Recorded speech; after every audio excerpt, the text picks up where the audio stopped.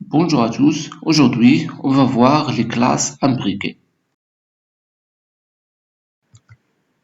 Les classes imbriquées, également connues sous le nom de classes imbriquées ou classes internes, sont des classes définies à l'intérieur de notre classe en Python. Par exemple, voici la classe A, un variable de type entier. On va définir une fonction, la fonction 1, qui affiche nombre A est égal la variable x. Maintenant, on peut définir une autre classe à l'intérieur de la classe A. Donc c'est ça, les classes imbriquées. Et ça se trouve dans tous les langages de programmation. Par exemple, une classe B qui contient une variable y. On va définir ma fonction 2 qui affiche le nombre B. Et donc, on va afficher la variable y, self.y. Maintenant, on va créer un objet de la classe A, comme ça. Ensuite, on va appeler la variable x. Ensuite, on va lui donner une valeur de, par exemple, 20. Très bien. Maintenant, on appelle notre fonction, qui est ma fonction 1. Maintenant, si on exécute le programme, donc après la création de l'objet, donc on a donné la valeur 20 à la variable x. Ensuite, on a appelé ma fonction 1. Donc, tout simplement, il va afficher la valeur qui est 20. Donc, exécuter. Donc, voilà, nombre 1 est égal à 20. Maintenant, on va essayer de créer un objet P de la classe B est égal à P. Donc, automatiquement, il affiche une erreur ici. Pourquoi? Parce que la classe B se trouve à l'intérieur de la classe A. Qu'est-ce que ça veut dire ça? Le Python ne connaît pas la classe B parce que il est à l'intérieur de la classe A. Donc, comment on va appeler la classe B?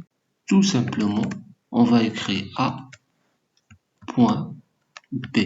c'est-à-dire B est un objet de la classe B qui se trouve à l'intérieur de la classe A. Cela implique que la classe B est une classe imbriquée ou une classe interne à la classe A. Maintenant, on va appeler la variable y. On va lui donner la valeur 30, par exemple.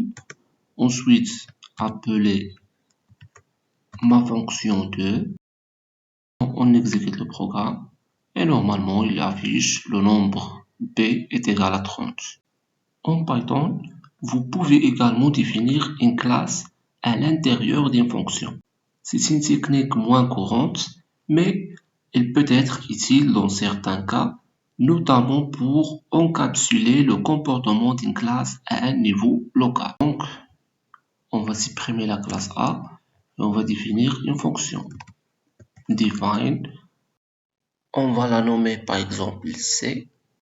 Voilà, deux points. Je vais supprimer ça aussi. Voilà, donc c'est une fonction et à l'intérieur il y a une classe B. Maintenant, il est impossible de créer un objet de la classe B ici. Comme vous voyez, il y a une erreur. Donc la seule solution, on va couper ça. On le remplace à l'intérieur de la classe, donc ici. Voilà, je vais supprimer le A. C'est très bien. Maintenant, si on exécute le programme, donc il ne donne rien parce qu'il faut tout simplement pour afficher le résultat, il faut appeler la fonction comme ça. Tout simplement. Exécuter. Voilà, nombre B est égal à 30. C'est la fin pour aujourd'hui. Merci pour votre attention et à la prochaine. À vous de jouer.